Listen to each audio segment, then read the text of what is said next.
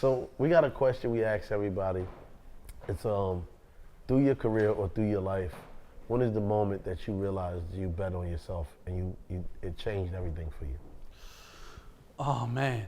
For me it was my final year of college.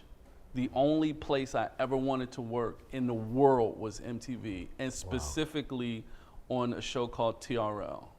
And that was the biggest pop culture music television show of all time.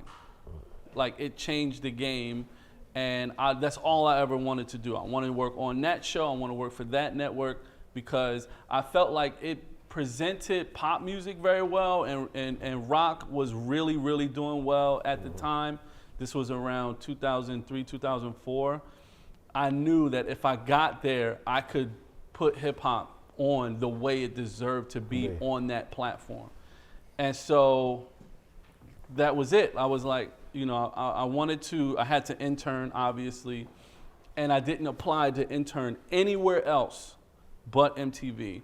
Wow. And when I reached out to them, they wouldn't even return my emails because they never heard of my school. I went to an art institute, which I found in the back of the Source magazine. Like, I really wasn't trying to go to college, but I was like, oh, this joint is in the back of the Source. Maybe it's not bad. It's right down the block from me on Chestnut Street. Let me go. So I went there, but I just hounded them every day. And I was getting close to, like, I had to have an internship or I wasn't going to graduate.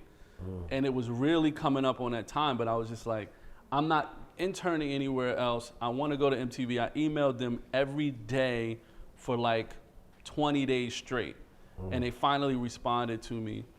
And they were like, but you live in Philly and we're in New York and you need to be here 5 days a week and it's not going to work. And I was like, look, just give me the opportunity to fail. Like, don't count me out. Like, let me get in. And once I'm in, if I can't handle it, then you were right. But like, don't discount me. So they gave me the opportunity. In week 1, I interned for the TRL team, and they kept me. And usually interns are supposed to rotate to other shows, and you're supposed to kind of get a good, well-rounded.